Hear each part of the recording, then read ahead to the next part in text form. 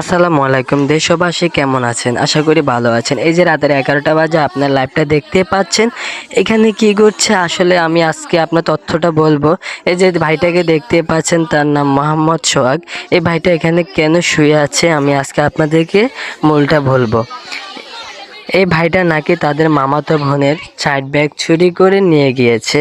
তারপরে তার মামাতো বোনেরা বলছে, সোহাগ তুই সত্যিই কি আমাদের সাইড ব্যাগ চুরি করেছিস? ও বলছে, ভাইটা বলছে না, আমি তোদের কোনো সাইড ব্যাগ চুরি করে নেই। আমার শুধু শুধু মিথ্যা অপবাদ দিস না। মানে এগুলো নিয়ে কথা কাটছিট হয়েছে।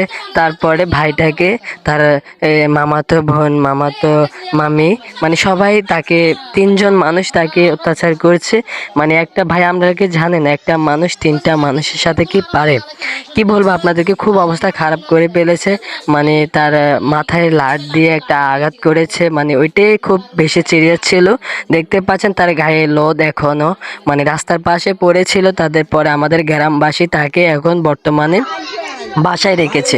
এই দেখতে পাচ্ছেন এখন অনেক মানুষ ভিড় হয়েছে।